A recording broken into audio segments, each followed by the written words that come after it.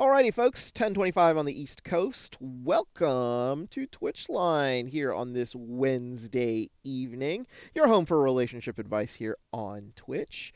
I am your host, Hodo Hori, and joined with me, as always, is my best friend, Mr. Acorn. How are you today? Doing very well, sir. I am full of lobster rolls and Georgetown cupcakes, so all of my needs are met. I'm ready to get into it. Yeah. I made a homemade bechamel sauce and filled it with cheese and stuffed some macaroni in there for some stomach breaking macaroni and cheese, which is actually very, very delicious.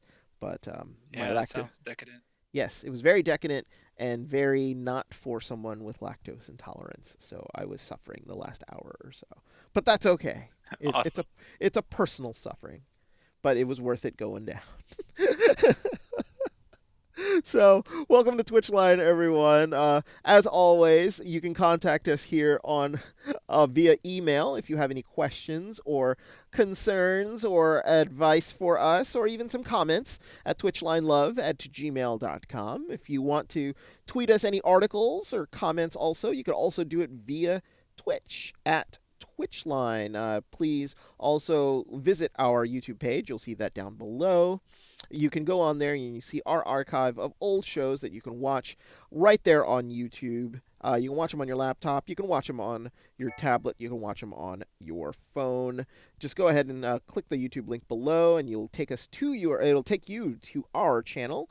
Go ahead and hit the subscribe button, and you'll know exactly when we go live on YouTube and Twitch. And for those on YouTube, also, hello, hello, hello. And also, if you are interested, we do have our shows also on SoundCloud. For those who are interested, we do upload the shows in segments into SoundCloud so that you can watch them that way and have a way to take them with you basically on the go on your phone anywhere. You can watch it, just stream in your car. Nice way to do it on the way to work. So, absolutely fantastic. We'll take all the socials out of the way. So, oops, just it looks like going to give you a little preview there of topic 1, but it is Wednesday, Tim, so we are usually taking emails and questions from Reddit, and today got some nice ones here on Reddit for us to take a look and break down. Yeah, it should be enjoyable. We're going back and forth here. We've got a couple ones that we can be a little more serious about, and then a couple that are a bit silly, but there's always something to be learned from all of it. So let's explore a bit and see what we can. Yeah, so let's take a look at our first topic here. Just want to make sure so that you guys can see that come up right now. Whoops. So, our first topic, starting off with, is going to be friends keep telling me I'm dating down. So, for those who don't understand what that means, there is a concept in society when people think that you should date someone of your own class and intelligence. Basically, thinking that someone is not good enough for you to date. I have debated my friends, Tim, also, that I think love is love, but apparently Mr. Debhow here on Reddit is having some issues because his friends feel like that he is not, Her friends. her friends, excuse me, uh, not dating someone of her level. So, interesting topic. So, Tim, why don't you take this away and let read what Miss Debhow's problem is? Great. Okay, so we're looking at the Reddit dating over 30. Mm-hmm. And we have a 32-year-old female who self describes as attractive, fit, making decent money, educated, and holding down a stable job. She says that the guys I've dated have always been less educated and less attractive. I've been drawn to them because of their personalities. My friends keep telling me that I date losers that are below me, and I've never found a hot, successful man that I like enough to date. Granted, I haven't looked, and all my relationships start off organically through mutual friends. I know they are just looking out for me, but are they being a-holes? Or is there some point to their concerns? Or do I just date down because it's easier? Well, Mhm. Debbie, Deb Howe, I don't know exactly who you are, but um, I do think it's interesting that she starts off tonight kind of laying out the list of why she's high value in the dating world. Like, there's nothing really wrong with it, but it kind of gives us a perspective as to what she believes is value in the dating world. And Mhm. that comes down to beauty, uh, body shape, maybe with the fit comment, Yes. making decent money, which is attached to the stable job thing, and levels of education. I think a lot of people would agree that those are pretty much the standard features of what people consider when they're going out looking for someone and dating at that 30 plus range, right? These things may have higher or lower value depending on your age, what you're looking for, and where you are in your life. But this is, what she's putting out there. So then we gotta kind of think about this, like on these features, where is the dating down coming from? She points to education and attraction as the first two. And so I'm thinking to myself, is dating a less educated person actually considered dating down? Like, Z, what do you think about this? What do you think about dating between the various levels of education? I guess we're looking at high school educated, college, master's, and PhD. I don't even know if we're Mhm. going to go that high, but what are your first thoughts on that? And then, like, what are some of the issues that might arise from dating, not within the same level? Well, I mean, the way that is described here, let's take dating for somebody who's not as educated as you are. So, um, in the United States, I'm not exactly sure what the percentage is of college graduates, for example, but it is, I think, just over 50%, something like that, where if you are looking for a educated person and you are unwilling to date somebody that has a GED or only a high school education, you're sort of cutting 50% of the dating pool out from under you. But I've always been one of those type of people who believed that if you get along with somebody and you're able to communicate, then that is completely fine. It doesn't really matter to me what their dating education is. But you will have issues a lot of the times people who are a little bit more educated, who do have college degrees, even people who, want to be even intellectual but don't have college degrees, have a tough time talking to somebody who's not as educated because there are topics that you want to talk about are different. How you communicate with each other is different. There is there are issues associated with it, but it's mostly with regards to how you communicate, how you talk to each other. You might end up sounding like you're talking down to somebody who is less educated, and you don't mean to do it that way, but let's say you're using terms, words, references, even topical subjects that are very prevalent today in society, but she has no idea or he has no idea with regards to what it is you're talking about and you're trying to educate them on that, it can very much seem like you're talking down to somebody. So there are real issues about that. Now, I honestly believe the whole attractiveness thing is always in the eye of the beholder. Everybody's beautiful to someone. So I always think that attractive part sort of just out the window. Fit can understand. You just want to emphasize that you're not necessarily with like a body mass or anything over the fat or obese range. And then a stable job is she could have a stable job working as a janitorial person in FedEx Field in DC. It's still a stable job. I mean, you want to make sure that you emphasize what job it is. But those are all things that can affect whatever relationship. The I think the attractiveness, the stable job, the fitness is very touchy. It's selective. It's not necessarily as important. Decent money, is definitely can play a factor. I would say money and education are two of the biggest factors when it comes to dating somebody. If you make more and and he or she makes less, that can be a problem. If you make less and they make more, that can be a problem.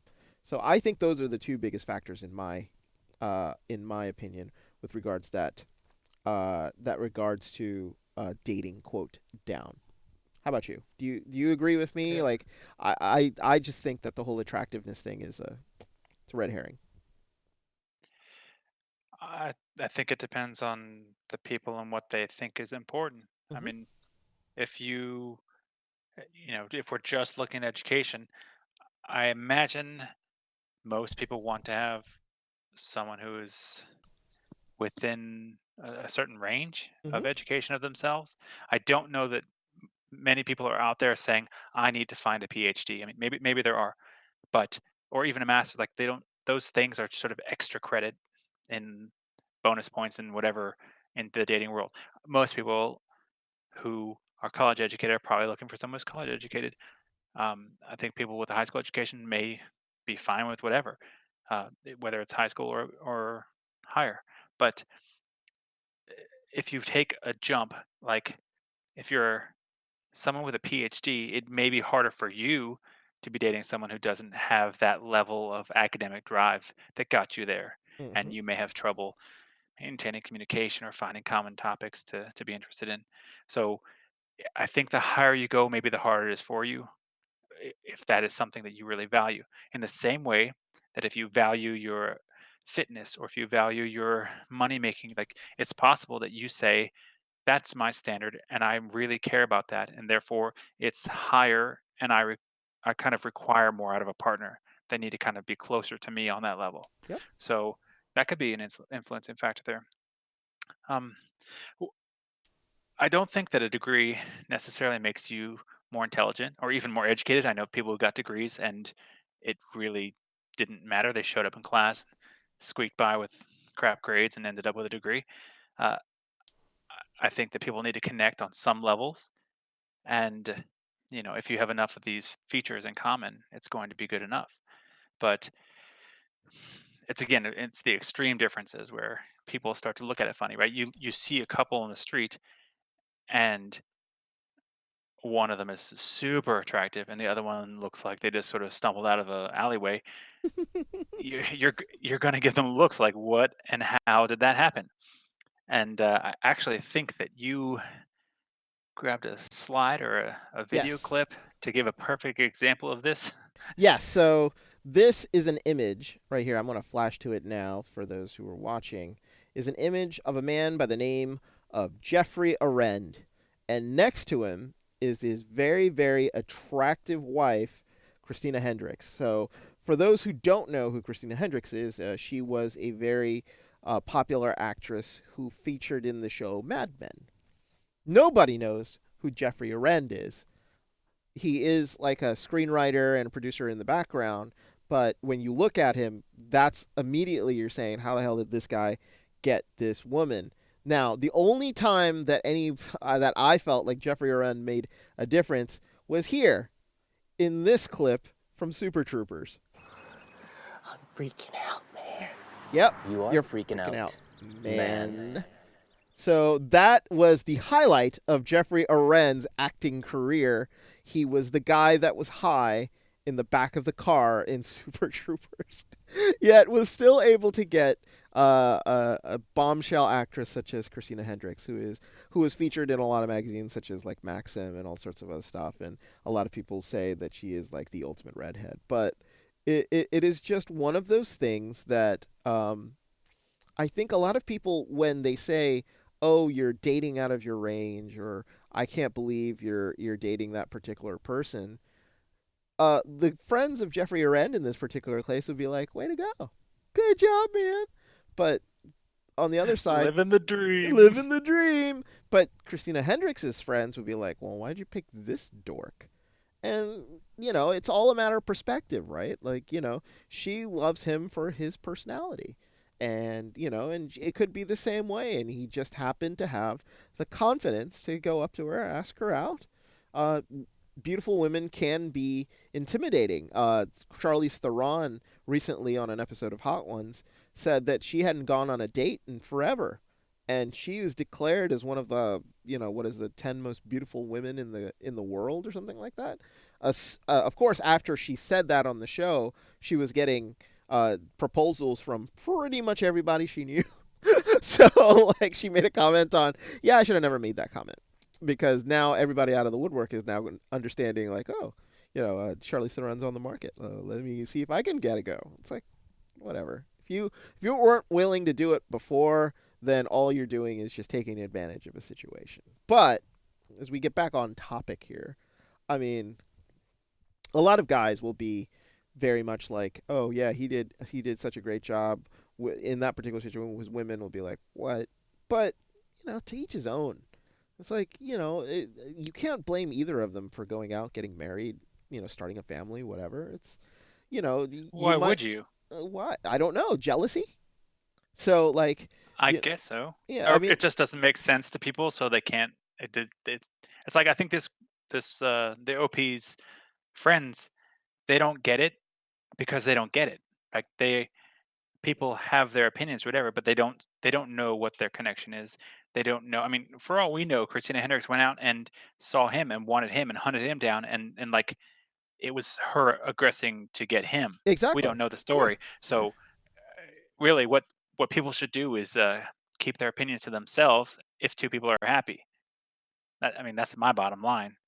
But I don't know if you had something more you wanted to fit in here. I was gonna share No, an I idea just on stories. just reading the comments and stuff. She really like the only thing that I think is here. She's really putting herself in a positive light.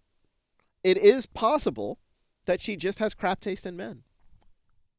I mean, like that is also possible because there are a lot of men who have terrible taste in women because they do not go for things that, you know, people should be going for. They overemphasize on looks or they overemphasize on another quality that a woman has instead of personality, funness, wanting to be around the person. So it could be also that, she is overemphasizing something and ends up with people who her friends thinks are assholes. So so therefore that is also a possibility in order to try to make herself look good. But the real answer is date who you want to date. There really is no right or wrong on who you date.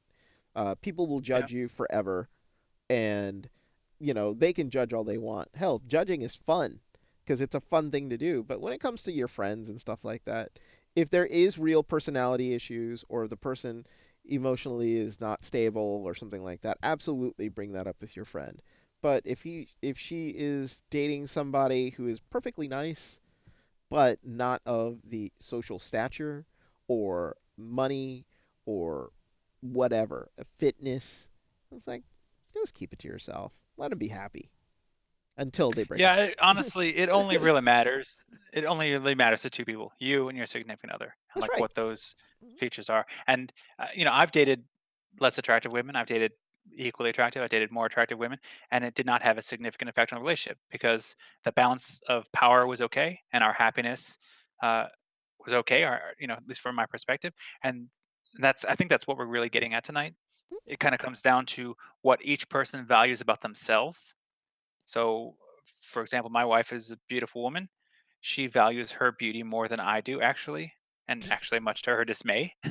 uh, Whereas I value her personality over her beauty. So there are moments of conflict there where I think she puts extra energy into her beauty, and while I appreciate it, it this still doesn't match what I really appreciate about her, which is who she is on an intellectual and on a level like that. So Yep. it's interesting, anyways.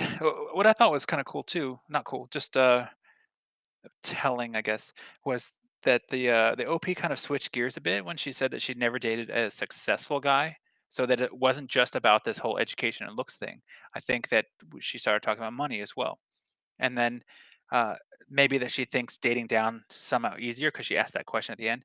So I don't know if she thinks that by having all of these features of herself being high in her perception of value in a relationship, that any guy that doesn't have as much as her somehow is easier to get, easier to hold on to, will somehow be lower than her in status in the relationship. I I'm curious, like if I could pick her brain, I'd be interested to get to know more about that because it's almost like you're unintentionally and or intentionally hunting for a power imbalance? Could be. Yeah. Maybe. Yeah. I I, mean, it could be she just finds these guys attractive, and they were easier to get, and they might not be of her emotional or educational level, but at guys are guys are horn dogs. give them a little bit of a give them a little bit of attention, and all of a sudden they'll be like, "Oh, hey, how you doing?" and well, you she know, said they're all people that her friends knew, yeah, so it doesn't even sound really like she's had to go out and find someone. It seems like they've kind of been delivered to her. exactly. But they haven't worked out because she's 32, and still single and dating regularly. So depends on how long she's known her friends and how long she's been dating these guys. Could be a couple years. Could be 5 years, could be 10 years. This could be like a long line of guys who uh, are a-holes, according to in her words. I know they're just looking out for me, but are they a-holes? Yeah, so it's like, you know, this could be one of those, hey, I don't want to take a look at myself because I know I date terrible guys that my friends had introduced me to, but doesn't want to sort of admit to herself that her taste is bad. you know, People have a hard time Yes. looking at themselves. So, Truth. yeah. Yeah. So do you think uh, that our friends and family should influence who we not just who we date, but who we marry? Like, do you think it's important to get feedback from your friends and your family members about the people that you are having a serious relationship with? I, I think it's I think it's a great perspective with regards to your relationship because people in relationships sometimes have blinders on. They don't see the forest for the trees. I think is the way that you sort of do it. You'd explain it, but if you're in love, a lot of things can be glanced over that other people can point out, which are necessary things that need to be like, whoa, okay, we need to slow down here for a second and think about this.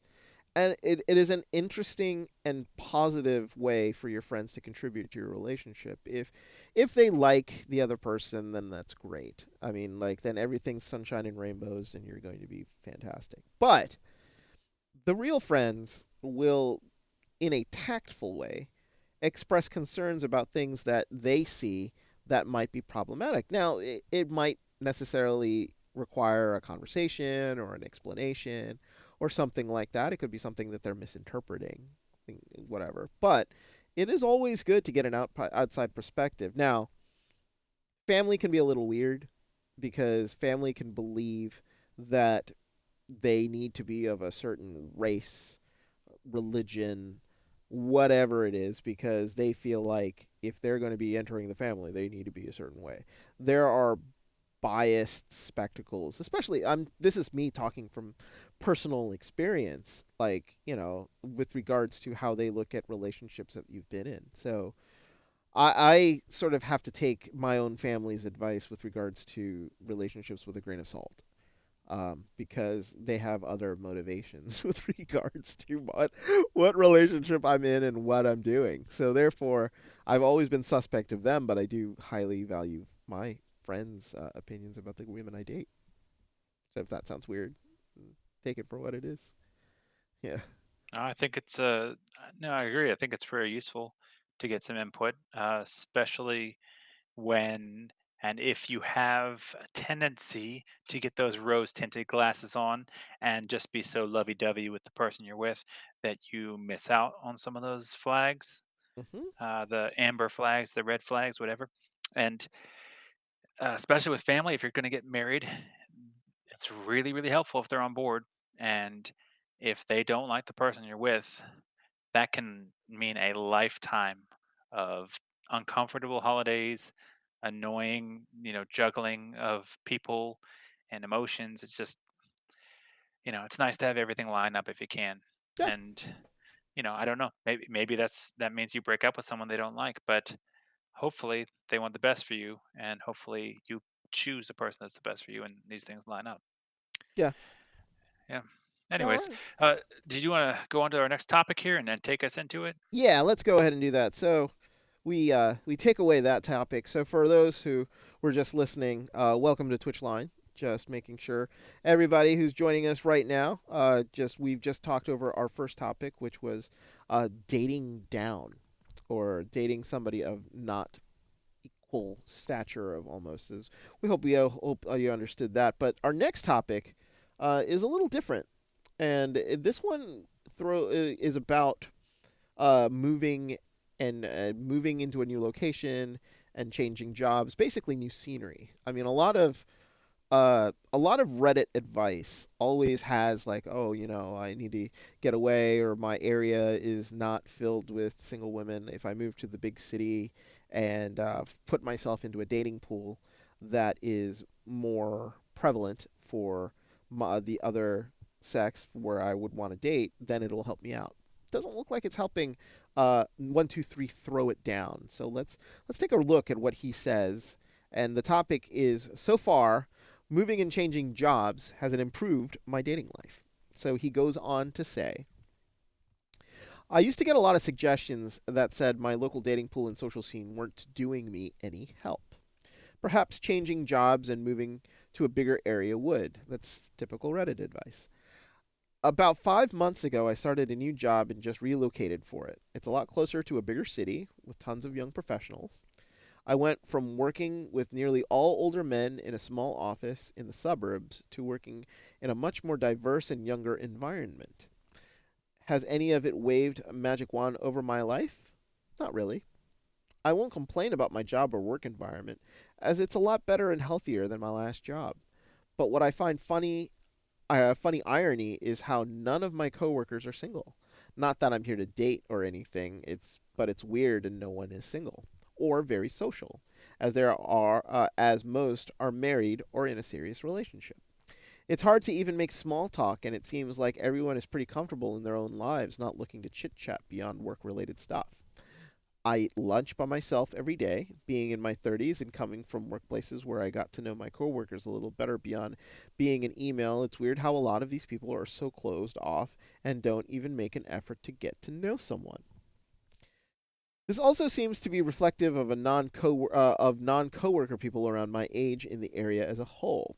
I was hoping I could meet new people elsewhere somehow, which has long been the uphill battle in the past.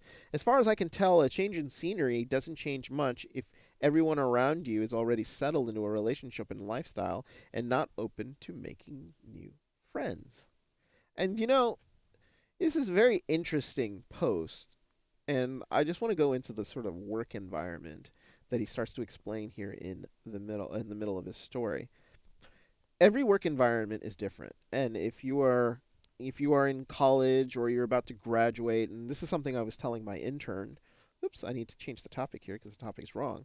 Um, this was something I was telling my intern today. No matter where you go with regards to your job, the dynamic of an office is always different, depending on where it is that you were working, what it is that you were doing, and the age range, which is inside your office. The age range in my office has a great mix of older, middle aged, and younger people. I have a tendency to hang out with the younger people because my hobbies and interests often mesh with the younger people. And most of the younger ones are either single, engaged, or married.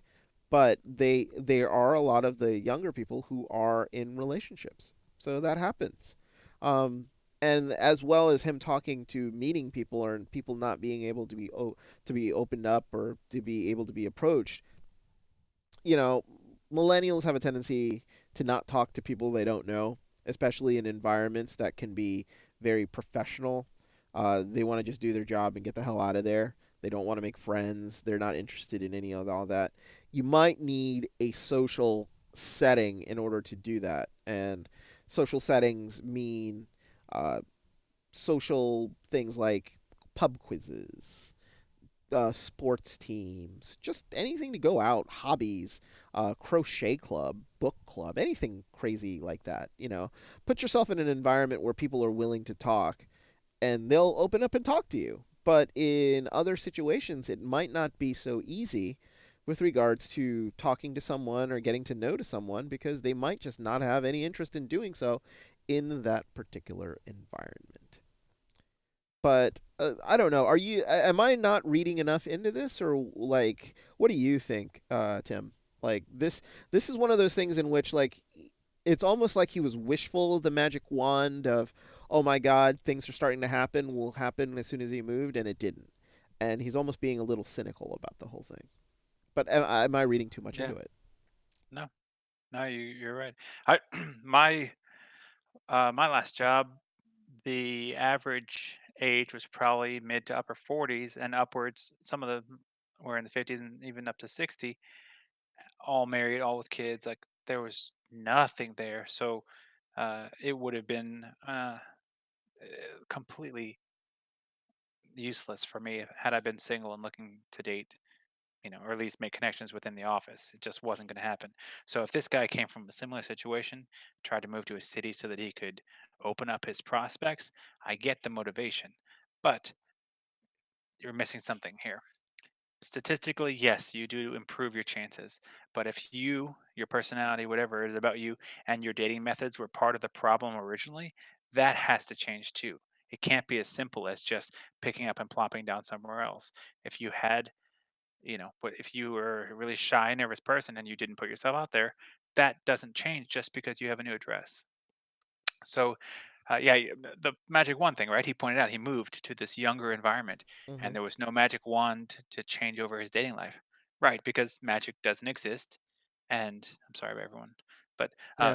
people need to take personal responsibility, right? So he has this expectation that this new job would give him this great results, and it just fell flat. He can't help that they're all married. He he he can influence the social element though, right? He can make friends and he can create social situations. It seems like he's sitting back and complaining about how these social situations aren't just there for him to slide into, rather than saying to himself, "Hey, maybe I need to go and talk to these people in my office, invite them to lunch, try to get to know them." And right, if they're not coming to him, then he said go to them, right? And even if they are taken, it doesn't mean they don't have friends or that they know someone no they could set you up with, or even that you could just expand your circle, right? You go to their place and you meet people there and go to another place, and suddenly you've met a lot more people, and when they know you're single and of a certain age, they can help you out. I know most of us have friends that are single, and it's just about making those people connect to another group's friends who are single. So my big takeaway is like, this guy needs to take more initiative and he needs to create the opportunities he's looking for and not let generalizations become the enemy of his possibilities, right? Stop Mm-hmm. making excuses. And, you can even let the new guy factor benefit him, because when you're new to a place, people want to help you know it and help you to explore it. And they're going to be like, hey, you didn't know that there's this amazing Korean taco place down here. We're going there after work today because it's so great and I love it. And then, you just, things happen. Yeah. Yeah. And I think just to close on this fact, I just think he's being lazy. Like, the way that he explained what was going on and how he was doing it, I don't want to say there's a little bit of entitlement, but I almost believe that he just magically assumed, as he used the magic wand reference again, um, that it was just going to fall into his lap. That is never true for anything. You make what something happen when you actually do something, and to me, he's just not doing enough now. Right. And the And thing about it is in work environments, especially, there are mixers, there are board meetings and stuff like that. You can make friends by talking to the person next to you, close comments in the cafeteria. He says he eats lunch by himself. If you are in a department, there are other people that work with you.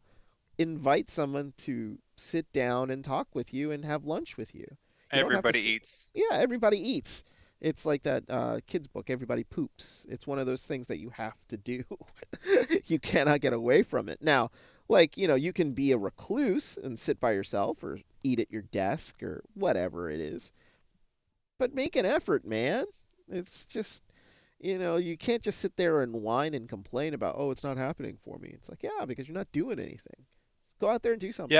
Yeah. you know, it's funny because a lot of the advice that comes up on Reddit, it's just like single line or two lines, Hmm. and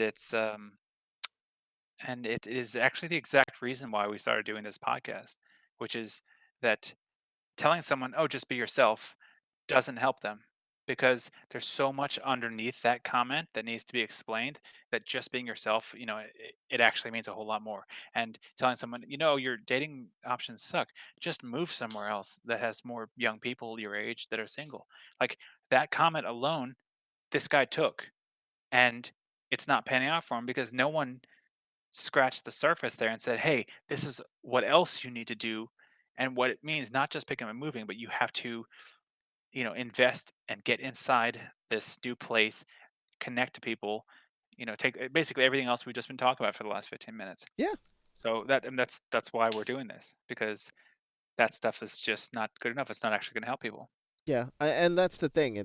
Is if you're unwilling to do the research and figure out what you're going to do, you need to find a way to entertain yourself. Well, find a way to entertain yourself that'll incorporate other people. That's the best way of me looking at it. So, my specific example is I've met people casting.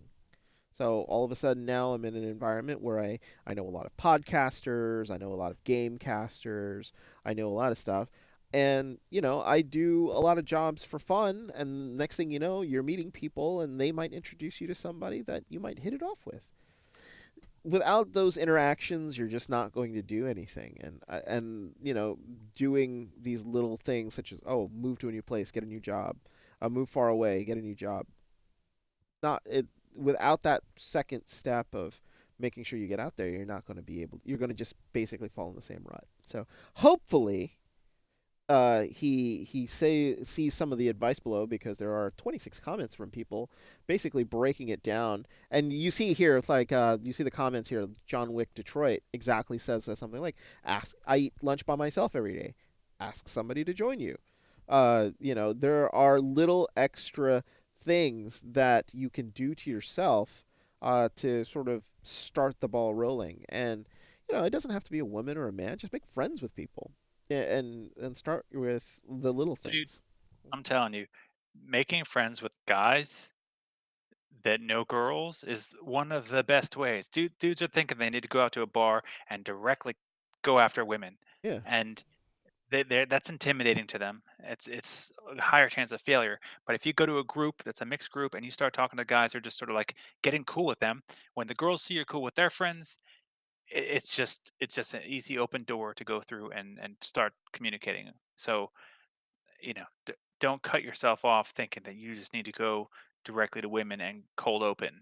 Like that's just nonsense. Yeah, it Um, absolutely is. So, let's keep this ball rolling. Let's jump on to the next one. okay. Uh, we are looking at the next one. It's from Dating Over 30 again. Uh, the user is Daisy Hmm. 468, and she's having some issues with the the distance between online communication and face-to-face communication, and wondering what is going on between A and B. So her question is, why do online and text vibes not translate to real life? Right?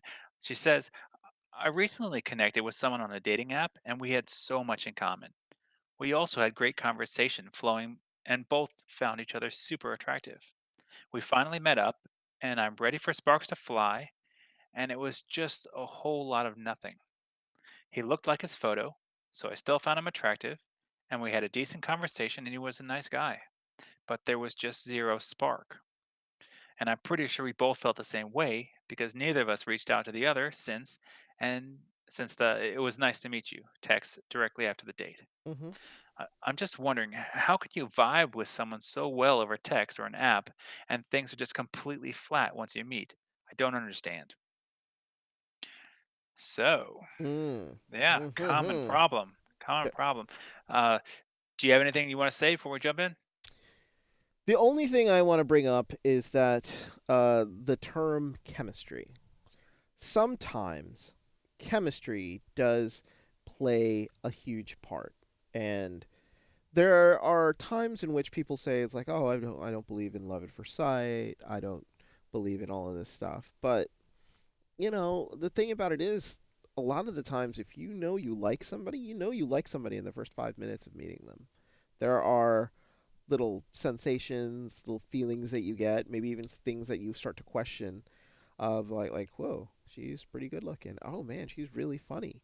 Blah blah blah. Or if you're a female, it's like, oh, he's very attractive. Oh, he's very kind. He's really really he's hilarious. I'd love to get him to know more. It's like things like that. Uh, the thing about it is to me, I just think she builds up this meeting too much, only to be sort of let down in the end. I think this is one of those people, the equivalent to me, and this is a ridiculous equivalence, but I used to love going. I still do, but I love going to Vegas, and I love playing cards and gambling and doing all that stuff. That's fun for me. The most fun I have is that anticipation and trip when I get there. And when I get there, it's great. The first couple hours are fantastic, and then you start to lose money, or you win money, or you lose money, or you don't make any money, and then you're like, oh, it's just after a while, it just sort of wears off. It's almost like what's going on here to me was where she meets a guy online and checks all the boxes. It's like great, this is going to be awesome, and then just falls flat on her face because it's not exactly what she was looking for, or has built it up in her head too much. And that'll happen, and it happens to everyone. And I think it's one of those things in which it's like keep trying because it'll eventually hit, but it's not necessarily going to be everybody right away. So I don't Yeah. know. Well, how about you? I mean, so that so I think that is half. That's like the chemistry thing is going to occur at any one time when people meet. But what I think is happening here, there's a disconnect between online socialization and face-to-face socialization, and this leads to a lot of the problems that people are having when they're using online dating and apps and stuff. And I think to really understand it, we need to think about what the factors are that influence you when you first, like quotation marks, meet someone online. Uh, so what you talked about, the chemistry thing, came to my mind that um, that that excitement that you're feeling is generally just dopamine just rushing to your brain. Yep. It's like this anticipation of reward that you're going to meet someone, that this could be great. Who knows how wonderful this could be? All options are open, and you kind of get ahead of yourself, right? Like you said. But those base components of attraction, they're all there, and they are all there in an artificially elevated form, right? These people have made a profile where they put their most attractive pictures up. They built their profile to show their best side and to attract as best they can. Yeah. So it's not necessarily the same kind of chemistry that would be happening if you walked in to a bar and saw this person standing across from you.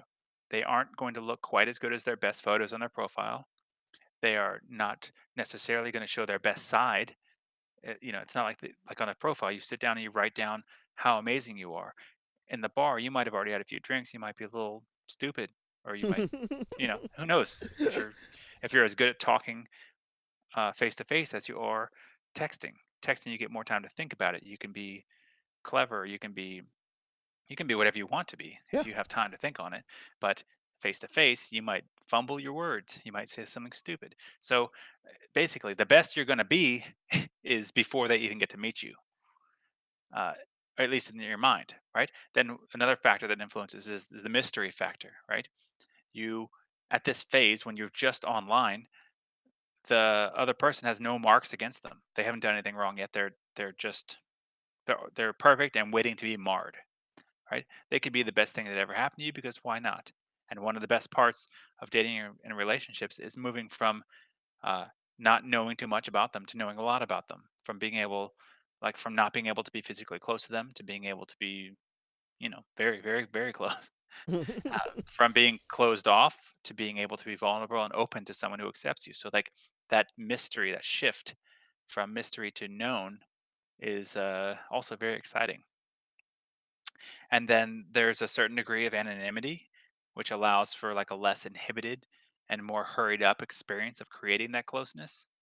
So people on through text will divulge intimate information, and that kind of speeds up the process of closeness.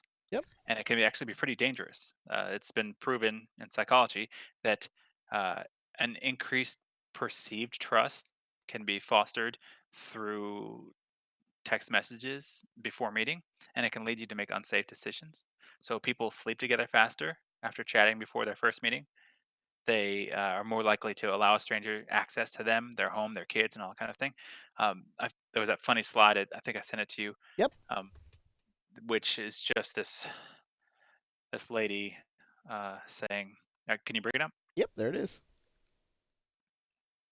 It's not showing on my screen. Oh, there it is. Hold Oh, on. there we go. There we go. Yeah. Okay, got it.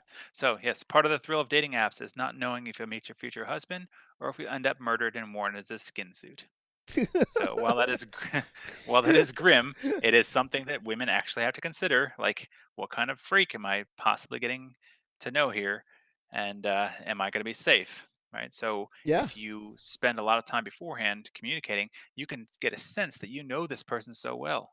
But there's a whole MTV stupid series called Catfish where people feel like they know this person better than their real life friends because they spent so much time online with them. But really, when they finally meet the person, it's not even who they thought it was. The Yeah. person they love is not even a real person. Yeah. So those are all issues. And then there's also the anticipation thing, right? That heightened arousal. You have these expectations. It's like, oh, it's Christmas Eve in my pants and I'm ready to go open my presents. It's like your your mind is getting way ahead of reality and you start to fill in blanks, like you start to build them up, like you said.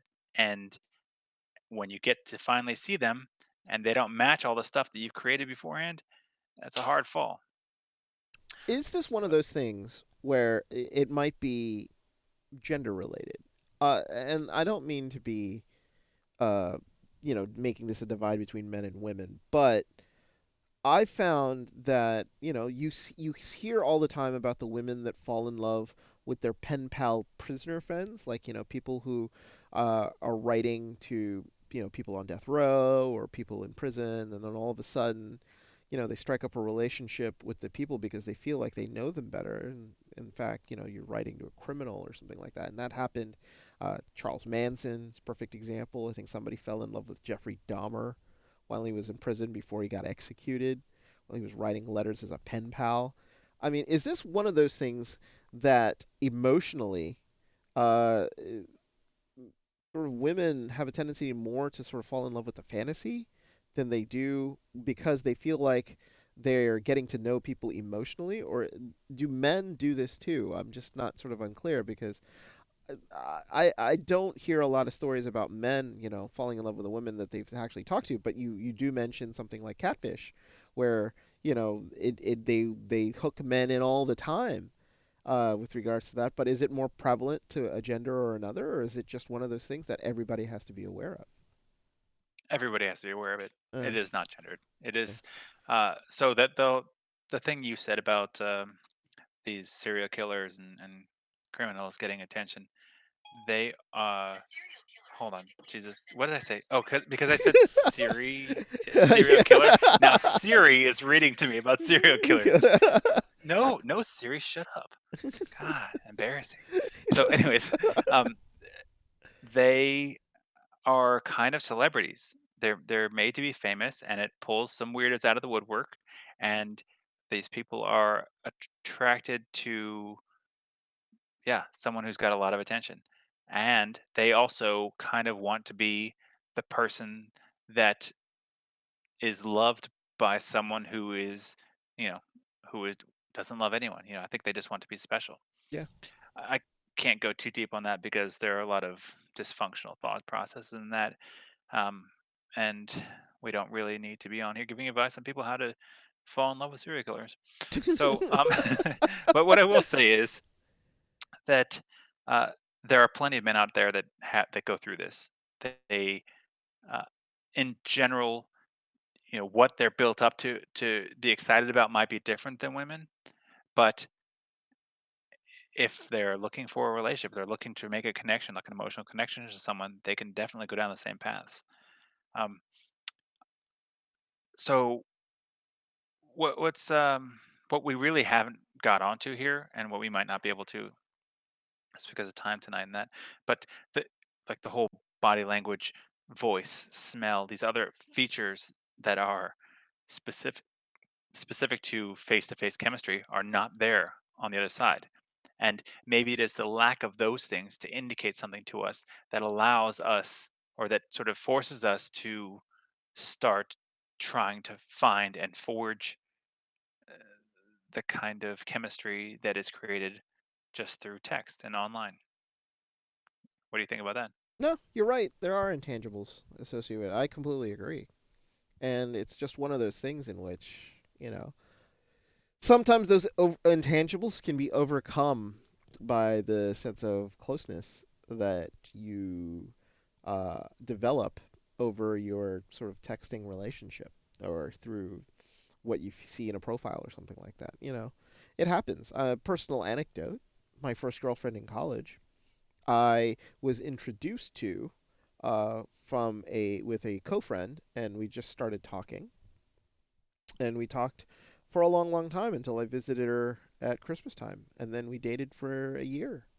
So, like, that's a perfect example of something happening to myself, and just asking the question is like, does it happen to men? You're absolutely right. It does happen to men. So, because But I mean, I were you built up and then let down when you no, met her? no, not at all. So then in this case, Yeah, whatever was happening between the two of you, it didn't, it was not, the end result was not that you felt like something was missing, no, no, no, and not then at all. the rest of it It was came with it. it was opposite of what Daisy was actually happening to her. Whereas, um, when we met in person, there was a little bit of awkwardness. There always is when you meet somebody online from online for the first time. But then it just really is completely up to you with regards to, what do you want to talk about? Like, how do you connect? What do you do? Like when we met for the first time, we ended up going and getting something to eat. And then I had driven for a long time to get there. I went there. We had something to eat, and we bonded over dinner. And it was one of those things in which we had known each other for so long from talking to each other, that it was one of those things that you could make jokes about, like little things and stuff like that. So I'm also wondering a little bit. Daisy's having a real issue getting past that initial meeting.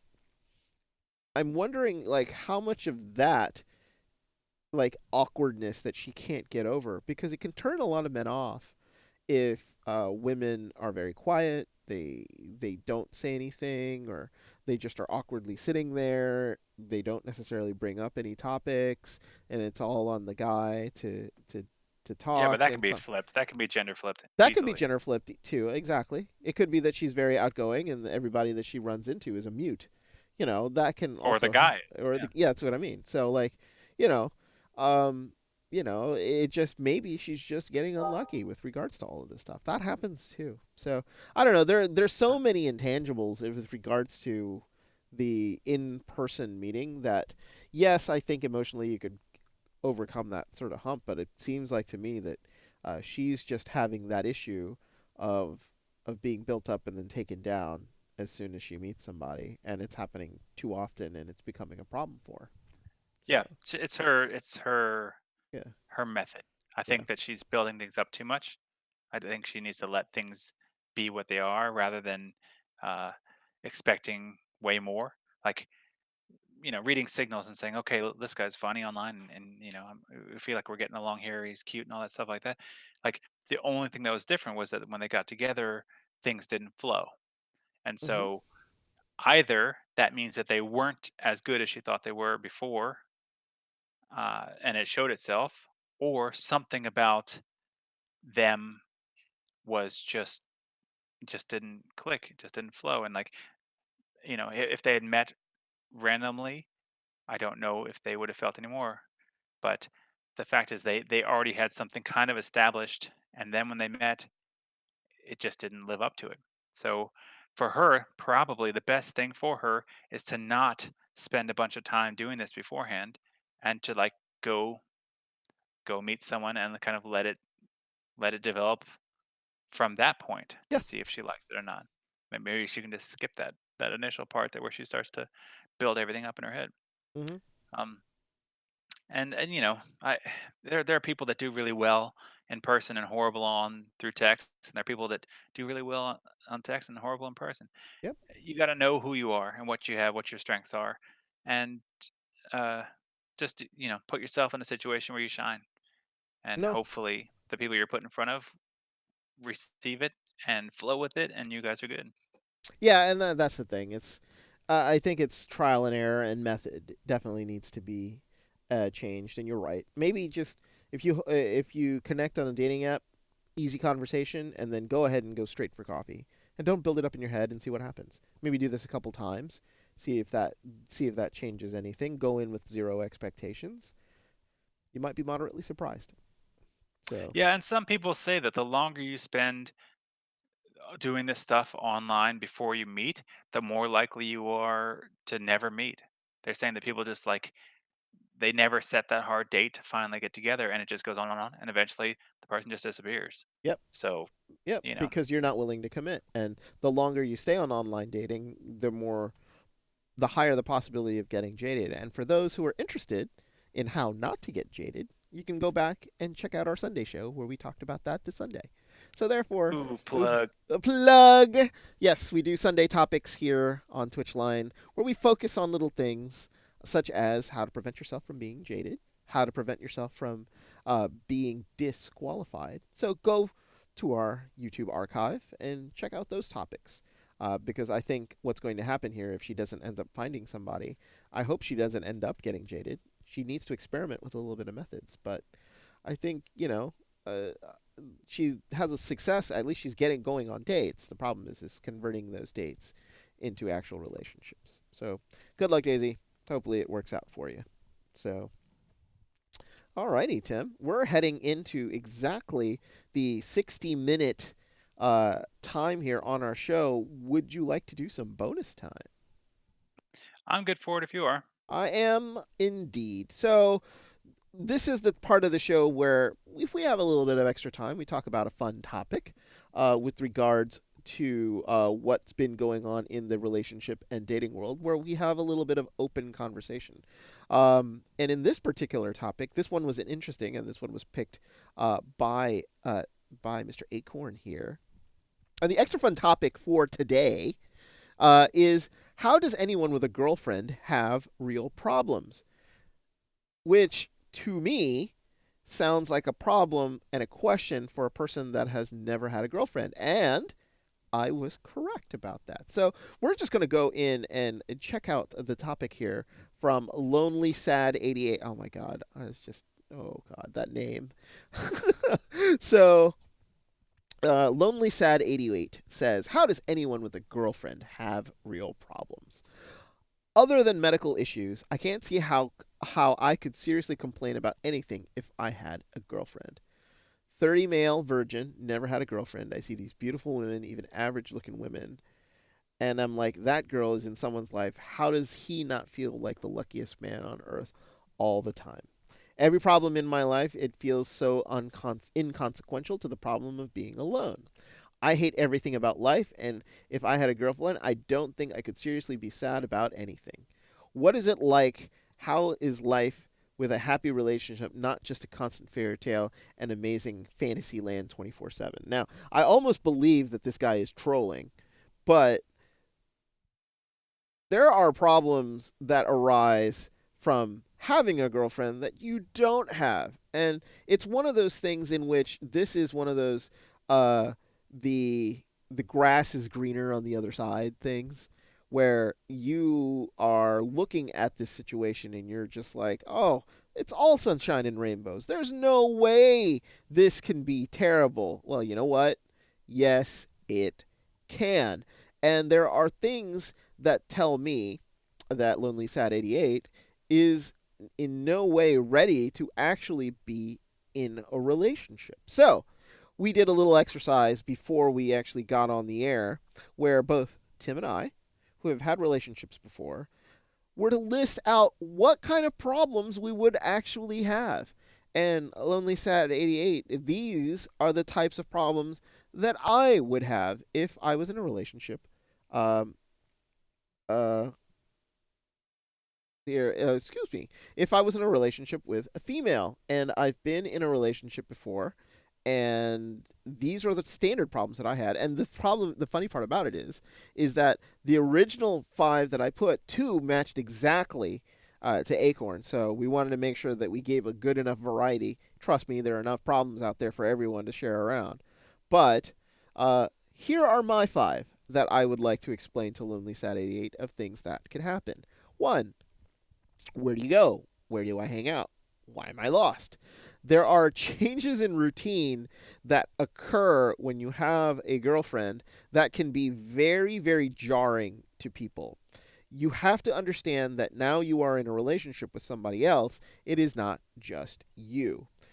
Especially for people in new relationships who've never had one, this can be something very, very weird to adjust to. You have a routine, you're used to doing it so many times, you're used to doing it every day, but then somebody comes into your life and will throw that into a loop. They are not as timely as you are. You are not necessarily the most cleanly person in the world. She is very anal. Things like that, things that you're going to be made to do that you are not used to doing or you were used to doing on your own time. You know what?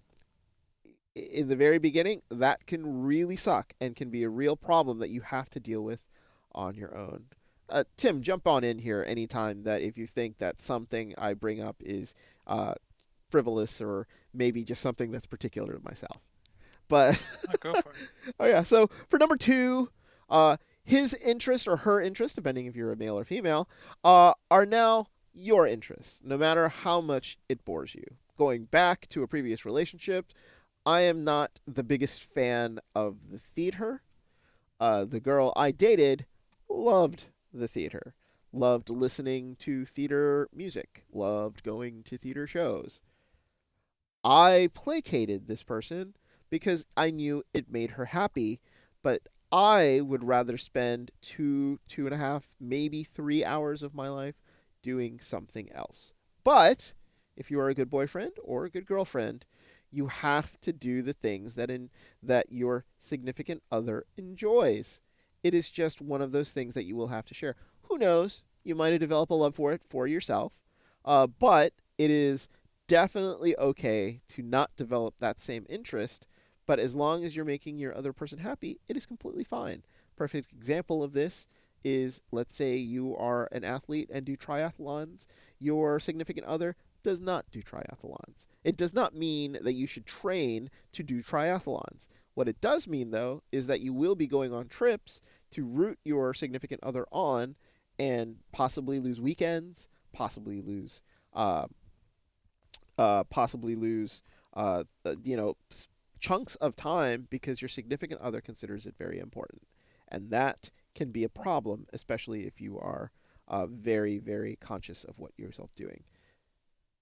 3, communication missteps can make your life hell. If you don't know how to talk to your person in a relationship, all it does is cause problems, fights, and all sorts of other things. It's not all lovey-dovey. You have to talk to this person that you're in a relationship with. This is not one of those things where all of a sudden you're in a relationship and everything is fine. No, it is not fine. You have to be able to live with this person. You have to be able to understand, talk your issues out, communicate problems, communicate likes, communicate dislikes. And that requires proper communications between two people. And if you have a problem communicating, you thought that, losing something or, being annoyed it was the height of your issues. No, no, no. Never, ever, ever, ever underestimate the hell that you can go through with an angry significant other. that that is one of those things that I think is terrible. Four, this one is very funny in my mind, but trust me, this itself can start fights. Food decisions all of a sudden become even more difficult than before. You are used to eating at the places that you like. You are used to basically deciding what you want to eat. You're by yourself. You have 100% choice in where you want to go. You were in a relationship, that goes out the window. You can't keep going to the same places because you might find that fine, but your significant other might like the restaurant that you like, might not like the choices at that restaurant, can't eat things at that restaurant, could have dietary restrictions, could have religious restrictions. They serve a barbecue, it's a pork place, they don't eat pork. You then start cutting out things that you start to miss and love, and you become angry that you haven't had your barbecue in 3 months because you're dating this new girl who refuses to step into the place. Nah, break up. But that's the thing. I mean, it's, the little minor things like that can turn into really, really big issues. So that is one. And the fifth one that I were the last one is, they were cute before but are just annoying now. And I am talking about little quirks, little things that maybe you thought at the very beginning of your relationship were just, oh, that's so cute. Oh, that's adorable. Well, imagine living with it for 6 months and then it happening over and over and over and over and over again. It can get on your nerves. And it could be something that person can't control because it is just something that they do. There was a girl that I was dating that when she sneezed, she didn't sneeze one time. She would multiple sneeze. And at the beginning, I thought that was really funny. But when you're in a movie and she has allergies and it just keeps going, yeah, that's a problem. So, you know, it's just one of those things. These are just five little nagging things that I had, but they're real problems and they can build up to real issues in a relationship. Tim, what do you think about this? Am I just being overly picky, or are these things that are actual issues in a relationship that you can have with someone? I think that the sneezing thing is overly picky, Yeah. but that's not me. I'm not triggered by the same things you are. So, Yeah. someone who chews with their mouth open, I will lose my freaking mind over. Mackers, I can't handle it. But so maybe that's my sneezing thing. I don't know. Yeah, But I I mean, mean, all of your points are legitimate and not just specific to you. I'm sure they're shared by a lot of people. I think that these lists could go on forever. oh yeah. We just picked five each, but the idea that was it Lonely Sad 88 has Yeah. that somehow having a girlfriend means you don't have problems. It is only something that someone who's never had a girlfriend could come up with Yeah. because it doesn't even have to be a girlfriend. Just spending time with another human being in close quarters, you will find things. You will have problems. It takes two people to have a real problem. Generally, when you're by yourself, you're doing the things you want to do and you don't have to worry about that. Just being with someone means now there's negotiation, compromise, and that can be annoying. So mine are a little shorter, a little more straightforward, but Hmm. I'll get into them. Number one for me was your time is no longer your own, meaning that if you used to spend 4 hours playing Fortnite with your buddies, well, now that you've got a girlfriend, that's a lot harder to find that 4 hour period where you are not expected to be calling, texting, eating together, doing something together. And you know whatever you spent your time with doing before, you now have to negotiate how it's going to be spent. Yep. uh, and that's legitimate, that's part of being in an adult relationship, but doesn't mean you have to like it. So number two, your friendships change. And this, the truest among us can balance it pretty well Yep. between what the time they give to their significant other and the time they spend with their friends. But there are changes. There must be changes, and if you don't change, that's kind of a problem too. That means you're not giving enough to your significant other. Uh, But there are guys that just ghost. They're just like, oh, Bob has a girlfriend again. I guess we'll see him in 2 years when they break up. that's Like exactly it's that right. bad. Yeah, there are people like that. And then there's the other side of that where it's like, oh, I didn't even know he had a girlfriend. He doesn't ever bring seem her to bring do her anything. over. He Yeah, doesn't pay attention. He's not on the phone. So really? Okay. So generally they should change. Your friendship should change, but uh, it's you shouldn't be losing contact or losing your time with your friends just to totally be with your significant other either, right? yeah. So balance, baby. Number three, you don't get to be as lazy anymore. I'm sorry. Your rules of your home before you could throw your clothes on the floor, maybe clean your toilet every 6 months. I mean, I don't know how Yeah. nasty you are, but basically, like, if you were a slob before, you can't really be a slob and expect them to be comfortable with that Nope, not at unless all. they're equally that slobbish and they don't care. Hmm. But in other ways, you don't get to be as lazy, right? There is upkeep to maintaining a relationship. You have to connect with them. You have to give them some time, some energy.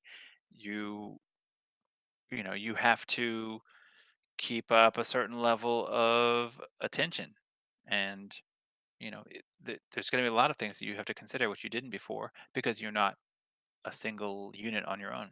I got a great example of this one. Yeah. Girl I dated was a morning person. I slept till noon. You don't understand how many issues that caused because she would be up and around and be ready to go uh, anywhere by 9 o'clock in the morning, and I was still asleep. It was just it didn't work. It was just one of those things in which it's like, oh, I'm not even up till 12 p.m. It's like I've had a full day already, and it's only 11 o'clock. It's not going to happen. It's like I had to change. I had to wake up earlier in order to spend more time with her because she would then go to bed earlier and I would go to bed later. That would that has to be one of those things in which like you're absolutely right. You can't be lazy. Truth. Yeah. Yeah. Mhm. Number four, hey, do you remember money? Because that's what you had before you were in a relationship. Your bank account used to look great, and then dating. So it's expensive to maintain a relationship. It is expensive to go out on dates. It is expensive to give presents. It is expensive to, eat. Yeah. Before you were fine just, eating leftovers, eating whatever junk's in your fridge and that. And now going out for lobster rolls for dinner, 26 dollars a piece or something. Man, it's rough. So, yeah, if if you're on equal grounds and you share your finances, you could still be okay. But it costs money to be connected. And then the last one, no more playing the field.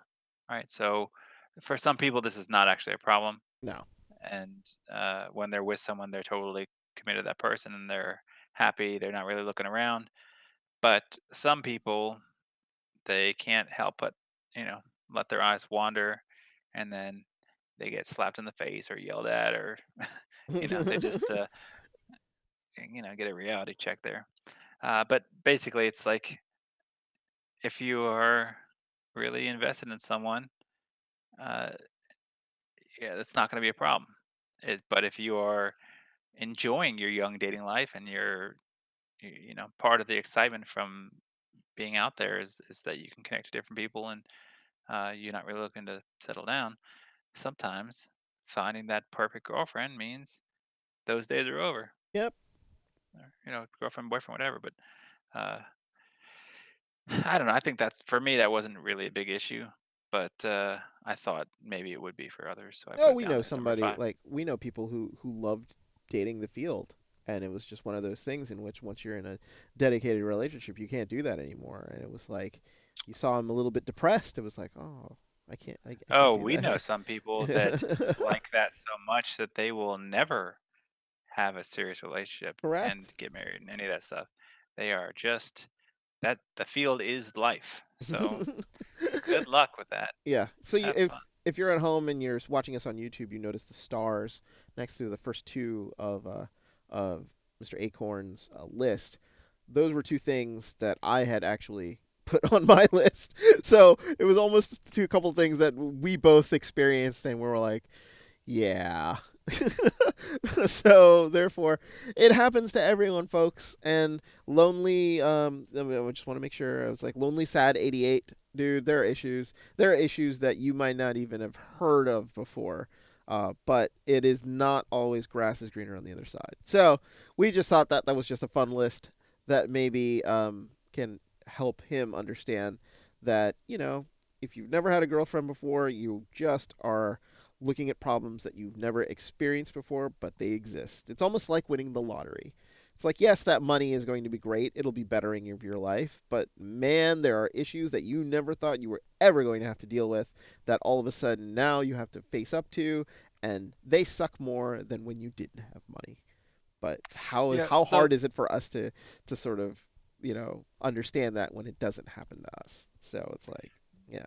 I think that this person was posting in a normal dating forum, but that sort of mentality, you'll see a lot of that over in the forever alone dating, or like basically it's just like a place for people to whine about not being Yeah. connected to others. Mhm. Um, and also the incel community, they go down that path a lot.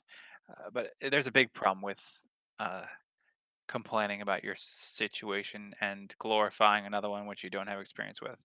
It's just you just don't know, Yeah. and you know, getting the experience should hopefully give you a better sense of what the whole world looks like. Because these guys, you know, it's just. I mean, when I first read that post, I like you thought this person's messing around, but then I thought if they're not messing around, it means that they really They really don't know. only have like one Yeah. eye open. Yeah. Yeah. So sometimes people just really don't know. And you think it's trolling, but it's not. But you know what? It's one of those things that I think eventually he's just going to have to understand that until you actually do it, you're just never going to understand what the problems are. So hopefully we've listed uh, some some topics there that you know apply to you too, and understand some of the issues that everybody sort of goes through. But yeah, that's gonna, I think, do it for us tonight. Another show done and in the books, Timmy. So how about that? Oh yeah, we're we got plenty of stuff now. It's got to scroll through it on YouTube. Yeah. So So yeah, as he said, there is tons of archive material. So go ahead and click that button below if you want to see some of our older stuff.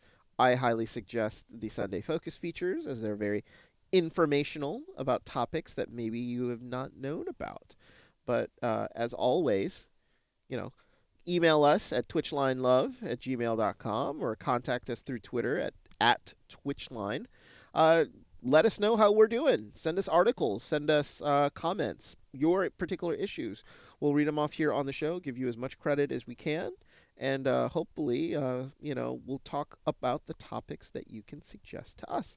And as always, also, if you want to take us on the go, join us on our SoundCloud and listen to the way you want to listen to it, segment by segment, in the car, on the plane, on a train, in a boat.